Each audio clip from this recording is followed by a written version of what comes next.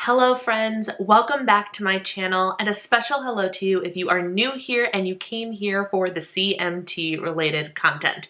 My name is Brianna and I am the diva behind Diva and the Divine, and I also have CMT or charcot-marie-tooth disease. September is CMT Awareness Month and I wanted to use my platform and take advantage of the little piece of the internet that I have the honor of calling mine to create awareness. Basically, I want to put out some stuff that talks about CMT, both for the person who has CMT, who might have found me because of this video, and for my current community and people who join me for other reasons, to make them more aware of charcot-marie-tooth disease and everything that that means to me personally. And so I thought the right way to kick this off would be with a Q&A video. I put out a couple of calls for questions on Instagram and Facebook and YouTube and things of the like to gather what you guys truly want to know about my disease. I told you guys nothing was off limits, all questions were welcome, and I have here the finished list of all of the questions that I am going to answer today. I don't know how long this video is going to be, so you might want to grab a cup of coffee,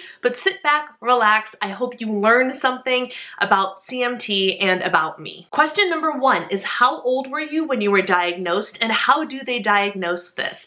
I was 18 months old when they diagnosed me with CMT, and the way that I got diagnosed was kind of a little bit different. We actually got diagnosed because my father went to an orthotist to get inserts made for his shoes because he was having a little bit of a problem walking on uneven ground at the golf course. And this guy took one look at his feet and said, "Hey, do you have any neurological problems in your family?" And at the time, they had me as a baby who they were unable to diagnose because the way that CMT works is not like I presented as a child. And so he goes, "Yeah, we actually have this daughter of mine that we don't know what the heck is wrong with her, but something is wrong with her." And this guy goes, "You have charcot-marie-tooth disease, go see a neurologist." I don't know, coolest diagnosis ever? I think so. But the traditional way that they do it is by taking a family history based on symptoms that can be seen throughout the family. You can get an EMG, which sends electricity through your nerves, and they will test the speed at which your nerves conduct that electricity. And we CMT people have traditionally very, very low speeds, and my EMG and my dad's EMG matched. And I had my EMG redone a couple of years ago. I'm really grateful that I don't remember the first time it happened because it is not a pleasant experience, but I had it done a couple of years ago, and it not only confirmed like what I already knew, obviously, but I just kind of got it done for my own, you know, information of which muscles are still functioning, which ones are not. And it was not a great experience, but it was the right experience. And then now they have genetic testing for CMT, and that is what we got confirmed. My grandfather got CMT confirmed ages and ages and ages ago, and then I recently went and got tested genetically via blood test a couple years ago, I think, and got my type diagnosis and all that jazz. So family history, EMGs, and genetic testing. Next question goes right off of that. It says, did you get genetic testing done? What type do you have, and what is the genetic mutation? You can tell that this friend of mine is in the medical field. Yes, I did get genetic testing done a handful of years ago, as I just mentioned, and I have CMT type 1B, and that is a mutation of the MPZ gene, also known as myelin protein 0. Myelin is the kind of the stuff, the myelin sheath is like the, I don't know, for lack of a better term, like the fatty or it's the conductor. It is the conductor on your nerves that the signals get sent through, and my conductors are broken. My myelin is broken and I do not make enough, which is why the conduction of my nerves is a lot slower, which causes the problem. And over time, my myelin, not only do I not like make enough or there's a mutation in the gene, but it can actually go away, and that will cause the nerves to get worse. So type 1B. Is CMT an autoimmune condition? No, it is not. It is a nerve disorder. Autoimmune means your immune system is attacking your body. This has nothing to do with my immune system. My immune system is actually pretty top-notch, but my nerves itself are the things that have the disease. I got a lot of questions about, is CMT hereditary? Who else in your family has CMT? Things like that. yes, CMT is hereditary. Most of the time, that is how you get it. Occasionally, you get the spontaneous mutation because it has to start somewhere, right? But normally, you get it from somebody. My father has it, my grandfather has it, and they think that they can trace back his family line based on the similar symptoms that his mother had, I think it was his mother, and beyond have had. And they always talked about how it was just, you know, the feat of the family. They didn't think anything of it. And then I came along unable to move a muscle in my body and kind of unlocked the family secret, if you will, that we actually have this genetic mutation in our DNA and it's a disease. So I'm the key. I'm the key to the whole thing. But we have had this and we acknowledged for years and years that there was like a similar type of foot that it appears that we have, and nobody ever just put two and two together. So my dad, my grandpa, my youngest sister also has it. I have two sisters, as those of you know. My middle sister, Christina, does not have CMT. She is the one who is often on my live streams monitoring things, and she is Alice's mother, my niece, and Deanna, who is the youngest, who you don't see as often, but she is the one who has CMT as well. Is it possible to have children with this disease? I'm not sure which way you're asking that question, so I'm going to answer both ways.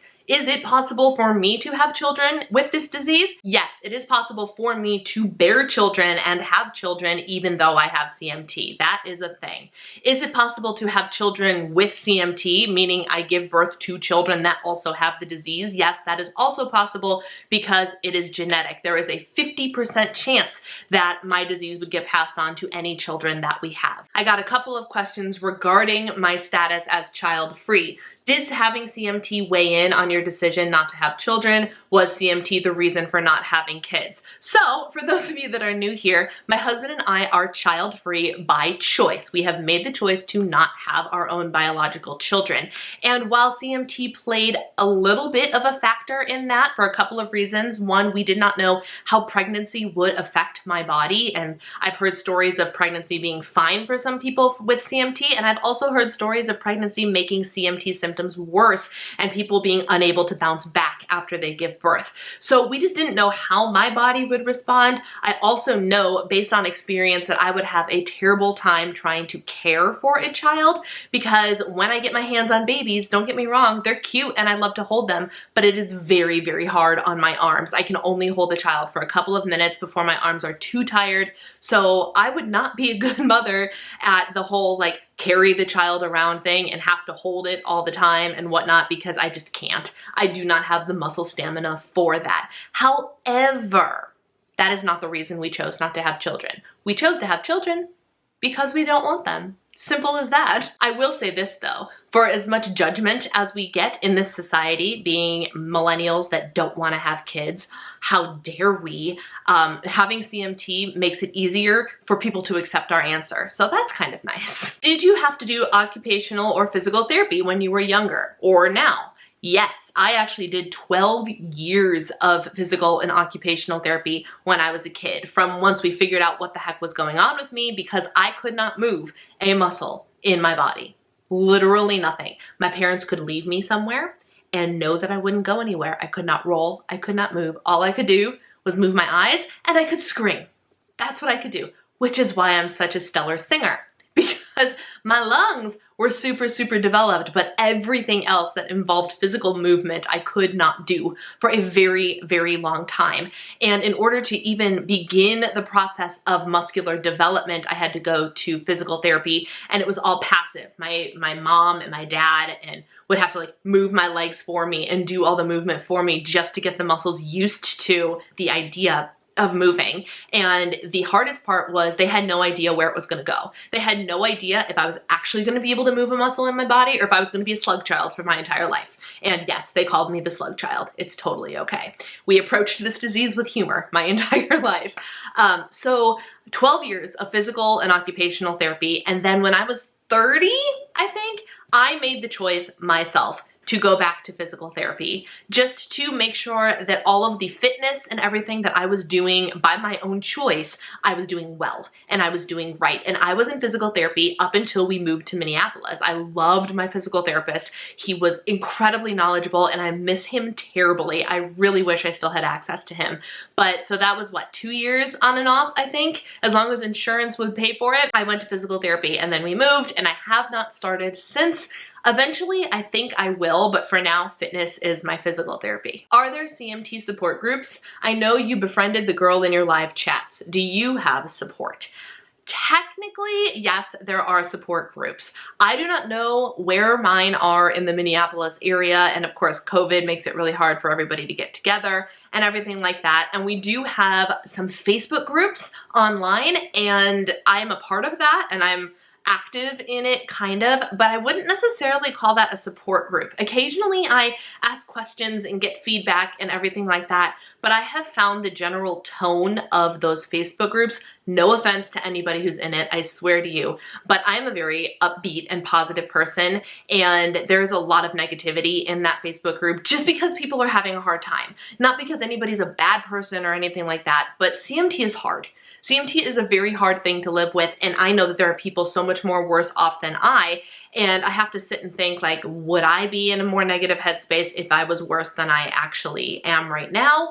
And I don't know, because I've always approached this disease with positivity, but I wouldn't consider that to be a support group for me because I personally don't gain any support from that group. I'm in that group to be able to offer support to others. So personally, I do not have a support group outside of my family and my friends and my amazing YouTube community who supports me on the regular just by, you know, consuming my content, understanding that CMT is a thing, trying to learn a little bit about it. So if that is you, thank you, thank you, thank you.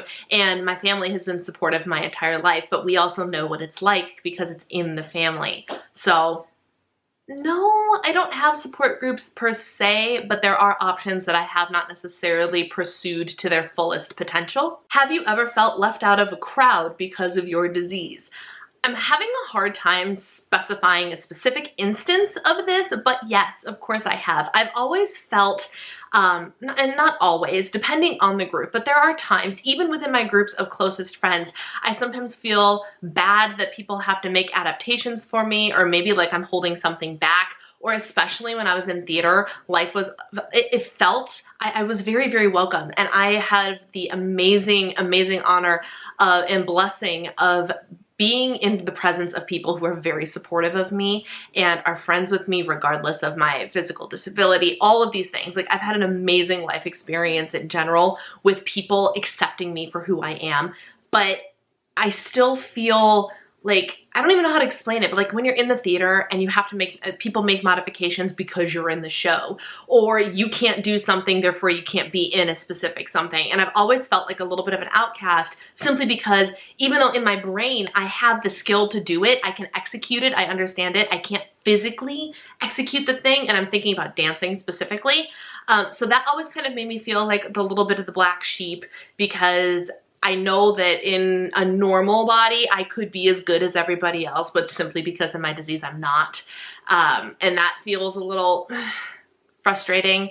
But in general, like I said, I have been blessed with people in my life who have done their darndest to make sure that I specifically don't feel like that, which is amazing. What are your biggest daily struggles? My biggest daily struggle is probably fatigue, because I want to do all the things, and there are days that you don't know how much energy you're going to have. Every day is a day you don't know how much energy you're going to have. And I've talked about the spoon theory a bit. Somebody else actually offered me an analogy of pretend that your energy is a gas tank, and sometimes you have to take a detour on a specific day. Like, say yesterday, I worked out really hard. I did a whole bunch of things, which is true. Actually, now that I'm thinking about it, I got like almost 15,000 steps yesterday. I killed it. But that could mean that like you're driving around your car, and instead of taking the shortest route home, you miss an exit, and then there's a road closed, and then all these things. So you use up more gas than you intended to do. And so you wake up the next day, and instead of your gas tank being full, maybe your gas tank is only 3/4 of the way full. So you never know how much gas you're going to wake up with in your tank on a given day, and you also don't know how much gas something is going to cost you. So you don't know if 3 activities is going to empty your tank, or you don't know if you have the energy for 15 activities. There's no way to know. There's no way to know. So that is the biggest struggle I have. A couple of other struggles I have is just I can't reach things because I can't lift over my head. So I can't open things sometimes. And I do have some products and things that help me with that, including a husband who helps me with things like that. I do like leave things for my husband to do because I don't want to carry a bunch of things up and down the stairs or do whatever. And he is so gracious in doing the things that he knows he's much better at physically than I am, which is an incredible blessing. But in general, for me, my biggest struggle is just not knowing how much energy I have on a daily basis. Forget limitations. Tell us physical activities you have done that are impressive because you have CMT. Did you play sports, etc.? I love this question. It was actually a question from a friend of mine who didn't quite know how to word it, so I worded it for her. I did not play any sports as a child. My biggest physical accomplishments, I think, involve dance. I actually have a musical theater degree from Carthage College in Kenosha, Wisconsin, and I was 2 classes shy of graduating with a dance minor. Y'all, I didn't walk until I was 3 years old, and that was it, like 3.5, almost 4. Like, I didn't walk for a long time until after I was supposed to. And that was with a little baby walker, like a little old lady walker, but small, and braces that went up to my hips. And we never knew how I would grow up, what I'd be capable of. There was a thought that I might be wheelchair bound for most of my life. Nobody knew. And I graduated college 2 dance classes shy of a dance minor on my degree. And had I known that at the time, I would have taken the 2 stinking classes because I took so many dance classes for my musical theater degree anyway. So dancing, while I am not the most graceful, while I do not have a good balance because terrible balance is a symptom of CMT, while I cannot execute the right way because I can't lift my arms, I can't straighten my arms, and I'll show you this in a different video, but like this is me, this is as straight as I go. I cannot straighten my arm anymore. So I look funny when I dance, but I can dance, which is really cool. And I have great sense of rhythm and all that jazz. And then the other thing that I think is my biggest physical accomplishment is the fitness stuff that I am into now. In real time. I am building muscle. I am lifting the heaviest weights I've ever lifted. 2 years ago, I started going to body pump classes, and like after my first class and I discovered I could do it, my life forever changed. And strength training became something that was near and dear to my heart and something that I focus on, and I'm growing muscle. CMT people are not supposed to grow muscle, and I am growing muscle. So those are really the 2 things that are like my biggest physical accomplishments. Yes, I've walked a couple of really stellar 5Ks in under an hour.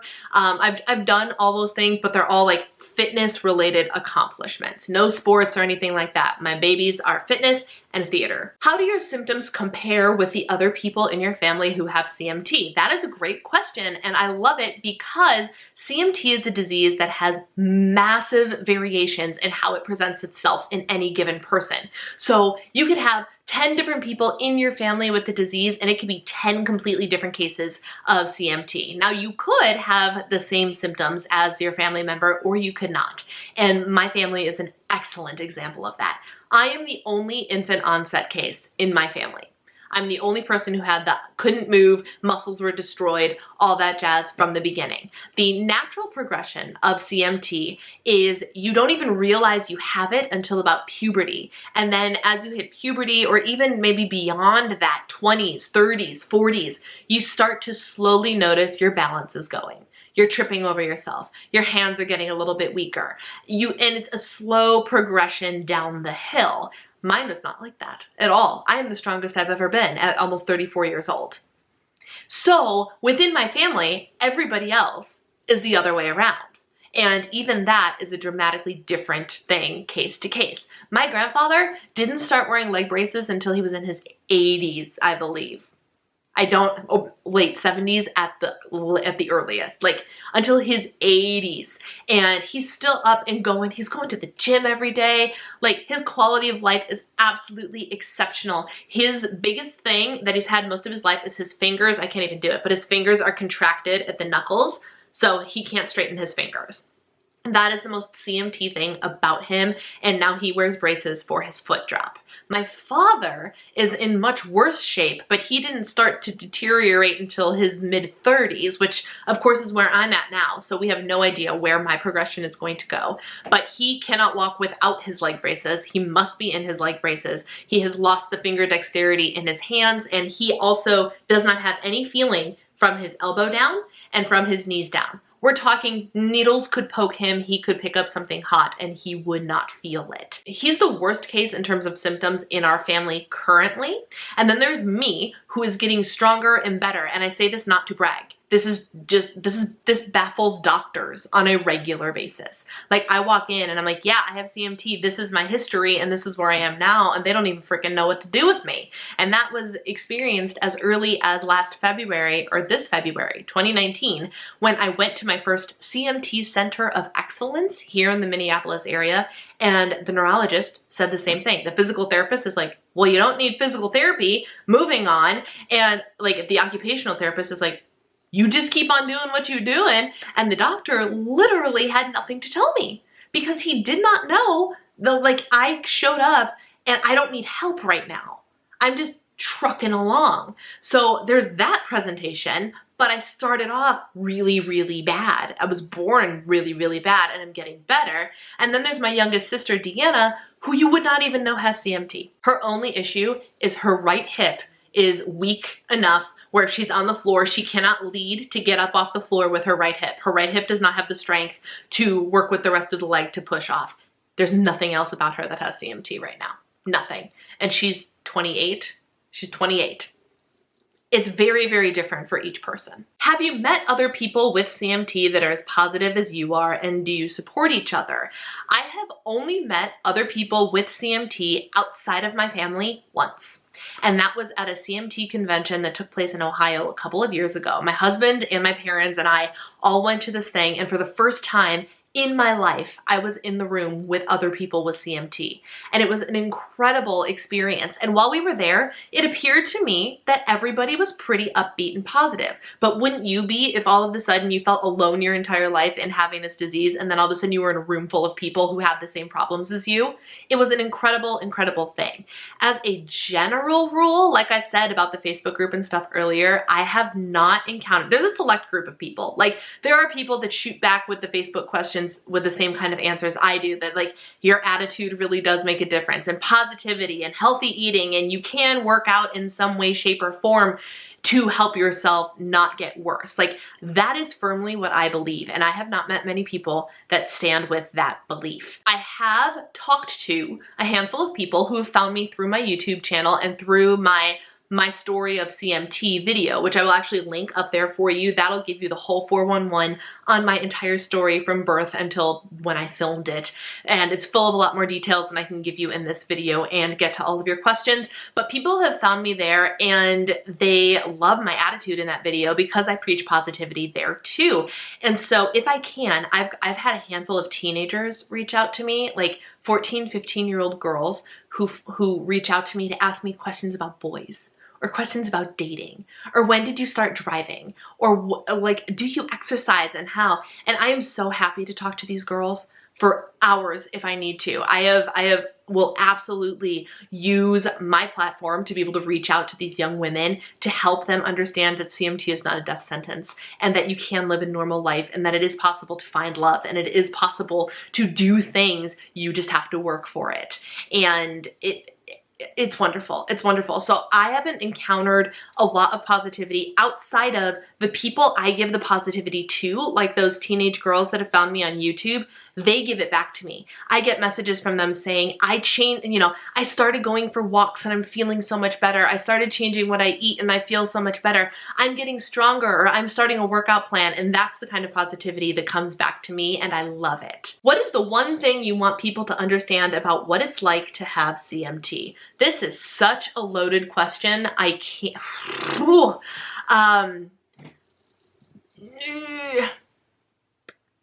Every day can be different.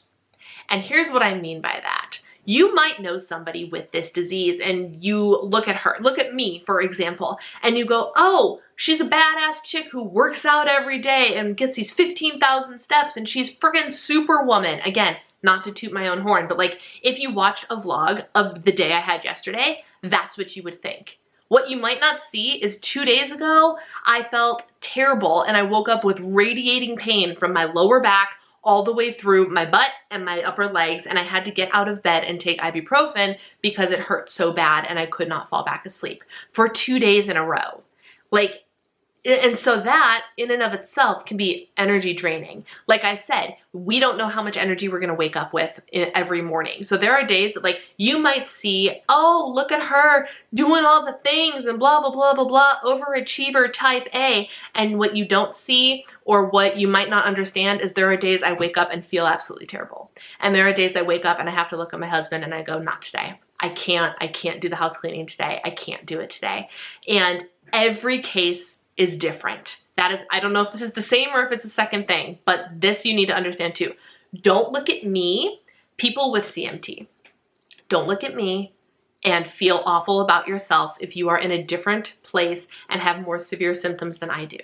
Don't feel bad about yourself because of that. Every journey is different.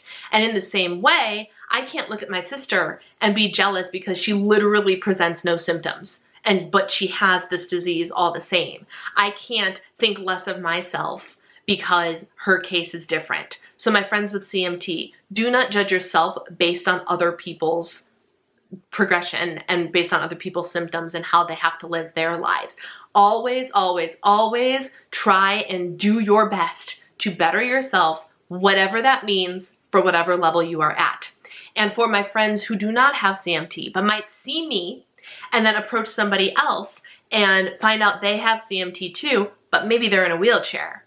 Don't compare them to me. And while you can go, oh, I've heard of CMT, and believe me, that will make them feel like $1,000,000. That happened to my father-in-law once. He works in the medical field, and after I entered my husband's family, he ended up with a teenage girl who happened to have CMT in his chair, and he was able to say, I know what that disease is. I understand. And it made her feel amazing because for once in her life, a doctor understood what she had based on personal experience, which is such a cool thing. So tell them you know what CMT is and that you understand, but don't think that their journey is like mine, because we're all very, very different and every day is very, very different. Do you have plans to get back into physical therapy in the future? I think so.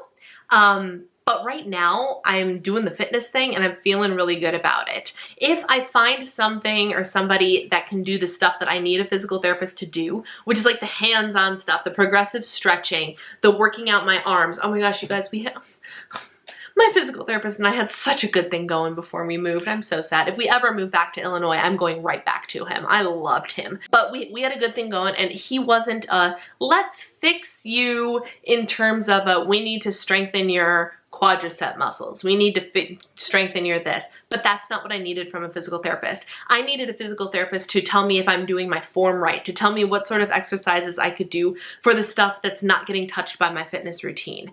And right now I don't need that because I'm doing a pretty decent job all on my own. Will I go back someday? Probably, but I don't know when that day is going to be. How has working out, especially body pump and lift 4, impacted your mobility and strength outside of workouts? In so many ways. When you're stronger, you are more stable, and I have a balance problem. I've literally gone from willingly going to get braces in my late 20s because I felt that I need them, and I wore them a lot more frequently than I do now. I literally exercised myself out of my braces, and I only use them if I'm grocery shopping or walking long distances or something like that, whereas I used to wear them most of the time in my late 20s. So I worked myself out I got stronger and was able to stop wearing my braces as frequently because I felt strong and stable, which was amazing. I can haul more things. I can lift. I can bring in heavy groceries. I can do a lot more because of gaining strength through working out. And because of that, my confidence level has also gone up. And there is nothing better than feeling confident in the capabilities of your own body. I still have compared to the normal human being, I am still very, very weak. But I am a lot stronger than I used to be, and that reflects daily in my stamina, my energy, the things I can do, how hard I can work to do something, how many times I can go up and down the stairs in a given day, all thanks to working out with Body Pump and Lift 4 and other strength training. Have you ever picked one product over another simply because of the packaging? I saw this question and I've been trying to think of something specifically to say yes to, but I can't because I don't. What I do is have methods for opening all the packagings. They usually involve my teeth or scissors or a very sharp knife or my jar opener. And so I can get into anything eventually, or my husband. They also will involve my husband. I can't open water bottles to save my life. Like the plastic ones you might buy, I can't. Nope, can't do it. But there have been products that I have acknowledged that work really well for hands like mine, like nut pods. If you guys saw in one of my old vlogs, I talked about the nut pods container and how shocked I was that they had little edges that made it so easy to open because you could push on it instead of having to squeeze and turn. And I thought it was the most brilliant piece of packaging ever. But I bought nut pods because I wanted nut pods, and it just so happened the packaging was bomb.com. But I've never actually like gone after something like in terms of like everyday products simply because of the packaging.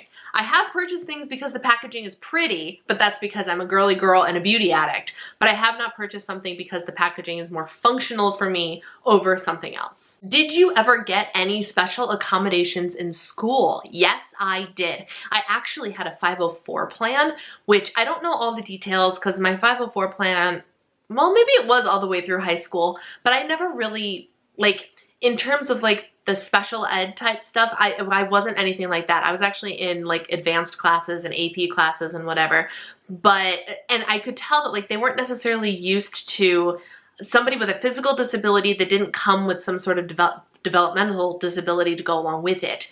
And, but I had this paperwork in place, but it ended up being mostly, let's see what happened. In gym class in elementary school, I still did gym class. I was still required to do gym. I just had to do my best, whatever that was. And I didn't have to run the mile until I was in 6th grade when I chose to run. I walked the mile because my doctor said, you can stop wearing braces, because I wore leg braces up until age 12. You can stop wearing braces if you can prove to me you don't need them. So one of the easiest ways to do that was to be like, all right, for the first time in my life, I'm going to do this mile run thing. But it was a walk, and I did it. But I played volleyball in gym class.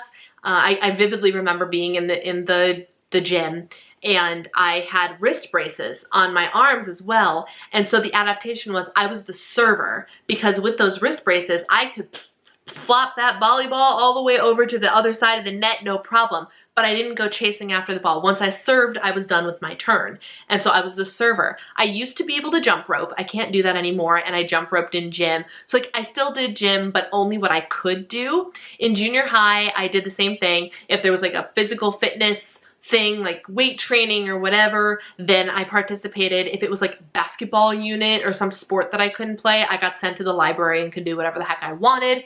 In high school, I ended up becoming what they called a gym leader. So by your senior year, you did not have to do gym class because you were supervising all of the other students doing gym class. So my freshman, sophomore, and junior year, I was in adaptive PE, which was go and hang out with the good-looking personal trainer in the athletic room. Some days I did homework, some days he was like, dude, go get on an elliptical or do something physical. So I did something physical a couple times a week, and that was great. And then he sent me into the leader program, and I got trained to be a leader. In my senior year, I was a leader.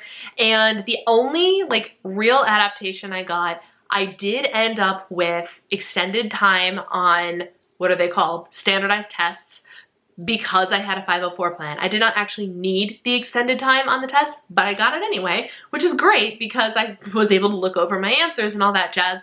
But I ended up being done a lot earlier than I needed to be. So it was not something I needed, but I got simply because I had the paperwork.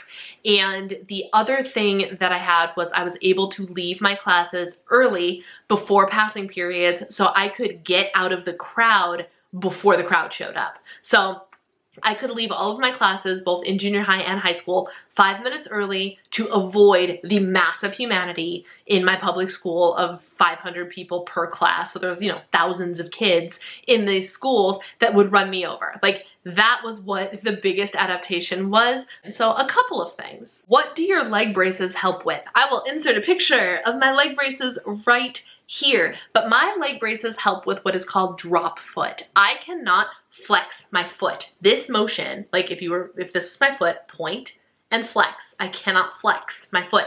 That nerve in my big toe is broken. The one that runs right up your shin and flexes your foot doesn't work, never has, never will.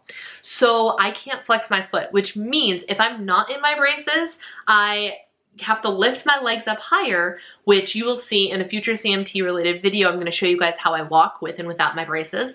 But my walk is funny because I have to pick my legs up higher to avoid tripping over my toes because I can't flex my toes out of the way with every step I take. I can't do it. So the braces are a hard piece of carbon fiber that come down the back of my leg and onto my foot. And they literally hold my foot in this position.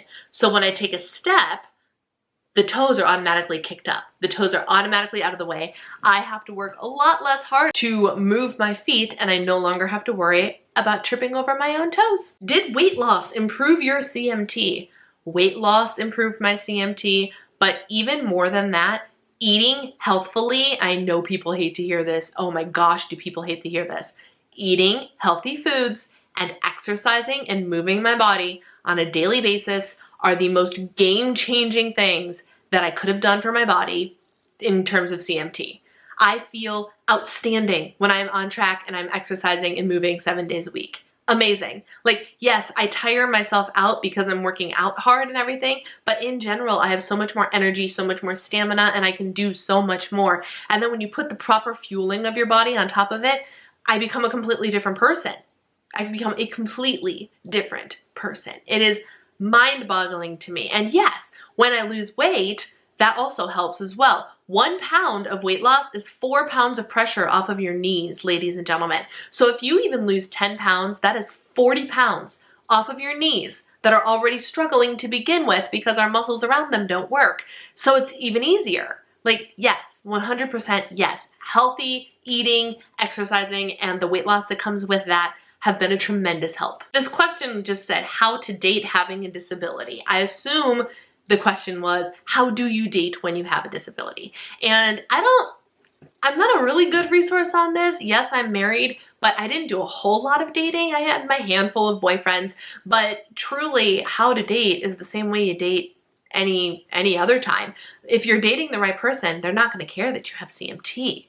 They love you for your personality, you know, and things like that. So you date like you would normally date. I, you know, went on a couple dates in high school, had a showmance boyfriend one summer, and met my husband online, actually. And all of those things, it was never hidden that I had CMT or anything like that. And I just dated as if I didn't have CMT.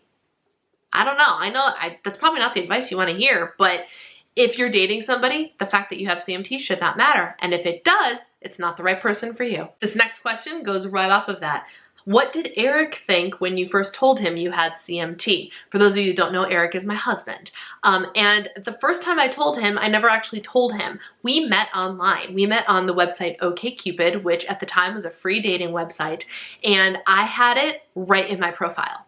Like, right there, along with my interests and all the answers to my questions and whatever. What was one thing you want me to know about you? I wrote that I have a disease called charcot-marie-tooth disease. I, said that it makes me weaker than the normal human being, but I'm really positive about it. If this bothers you, don't bother messaging me. So he knew when he read my profile that I already had it. So I don't know how he felt about it ultimately. Truth be told, when he messaged me, neither of us thought that we were gonna end up married. We thought it was just gonna be a fun little thing and that was gonna be it. We just started talking, whatever. And so we never expected that to happen. So when he messaged me, he never expected to end up with me. And then when we started dating, I know it was something that he struggled with a little bit for a while, primarily because of the uncertainty that comes with it. Because we literally don't know. We were just having this discussion the other day. We don't know if I'm going to keep getting better or when or if I'm going to start getting worse, and we don't know what getting worse is going to be. Am I going to lose all of the function in my hands? Am I going to lose all the function in my legs? I don't know. We don't know. And for a while when we started dating, that was an issue for him, but the more he fell in love with me, the less of an issue that became, and he ultimately knew he wanted to marry me when he realized that it didn't matter if she became a vegetable, I want to be with her anyway. So it developed over time into a non-issue, which, like I said, if you're with somebody and it is a problem, you're not with the right person. We're almost there, you guys. 2 more questions. How do you manage to exercise and keep up with the cooking and cleaning with chronic pain? So, for those of you that don't know, I am a YouTuber and I am a stay-at-home housewife. I am a homemaker, child-free, so my job is to make sure my husband and my dog are fed and the house is clean and run the household and do all of those things. So, knowing that, first let me clarify something. I do not have chronic pain. I have chronic fatigue. I am very, very lucky in that right now I do not have chronic pain all the time. I'm not on any painkillers for nerve pain or anything like that. Like I said earlier in the video, I do have instances of muscle aches and pains, but usually a dose or 2 of Advil can make those go away along with a day of rest.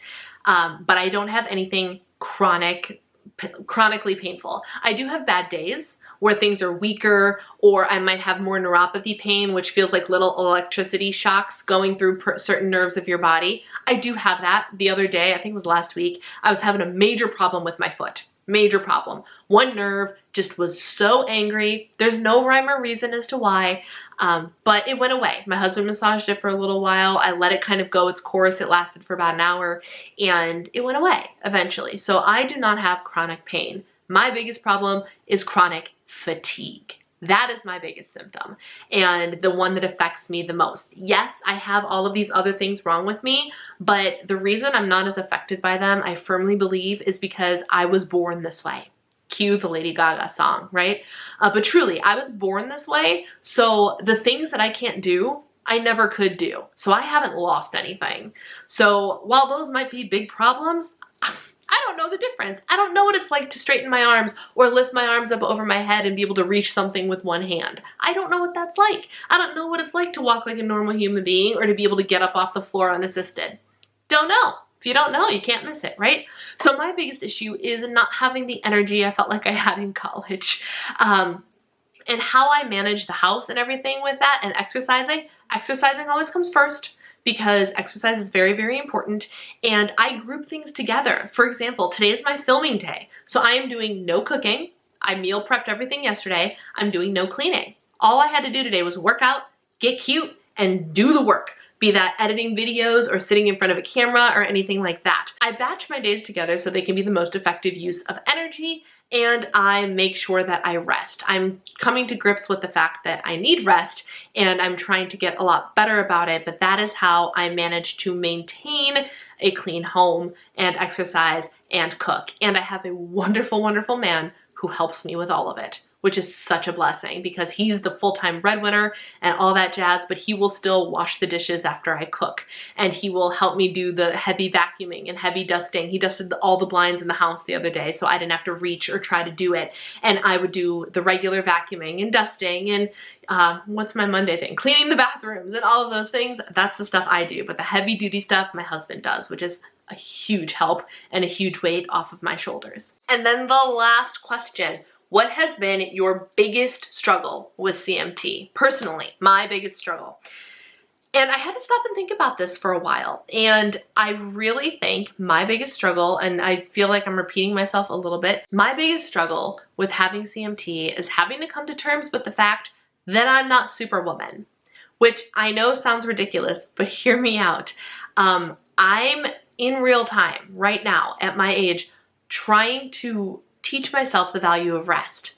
It's stuff that I know, but it's not stuff that I always practice what I preach. You know what I mean? Like I am a type A perfectionist with big goals and dreams. I want to have a large YouTube following and put out amazing and valuable content for all of you guys. I'm working on a nutrition certification. That is a lot of work because it is a crazy intense program. I want to start that sort of business. I have a degree in musical theater. My ultimate dream was to be the lead in a Broadway show, ladies and gentlemen. And I have to come to terms with the fact that I cannot do all the things all the time. And I often, as a type A perfectionist, firstborn child, feel like a failure when I can't do all the things. Truly. When I have a day where I'm like, I want to exercise and I want to clean the house and I want to film 50 videos and edit, and like my dream self in my head can accomplish all of these things because she's freaking Wonder Woman and is the hustler that can do it all and still show up for friends and still whatever the case may be, still has time to reread all the Harry Potter books and do all these things. This is the girl in my head that I long to be. And I have to come to grips with the fact that because I have this disease that has chronic fatigue as one of the problems, I cannot be that woman in the same way every single day. Some days I'm going to wake up and I'm not going to be able to do anything. And that's okay. And that's the hardest part, is me going, it's okay to take a break. It's okay to have a day that all I do is sit on the couch because I need to rest, not because I'm looking for an excuse to be lazy. I hate lazy days. I hate them, but I need them. I need to understand, like, we've been sleeping in on Saturdays and I have not been working out, and there have been some Saturdays where I've gotten 4,000 or 5,000 steps, and that is low for me. Very, very, very low. But I can hit the ground running on Mondays after I have a Saturday like that a lot harder than if I was going all weekend long. And for me, that is an adjustment that I'm learning how to make in real time that is very, very hard. I got up this morning and I worked out, and it might have been too much. I might have overdone leg day just a little bit, and it took hours for me to be able to feel steady on my feet again. Hours. And I'm only at, let's see, 6.6 thousand steps today. I need 10,000 steps. And like, I always want to be ahead. I always want to be overachieving and doing all the things. And I need to understand that I don't have to do that. I don't have to. And it is healthier for this body not to. And I need to value rest. And I need to honor the fact that I wake up every day and don't know how much gas is in my tank. And honest to God, that is the hardest part for me. Because like I said, I have all of these issues that I don't have a problem with because I never didn't have those issues. Like I said, I could never lift my arm up higher than this before it falls onto my head. No joke. That's what happened. So I don't miss it. That's not a struggle for me. The struggle is truly having the energy to do what I want to do every single day, and sometimes not being able to do it. And being okay with that. That's hard, but it's the truth.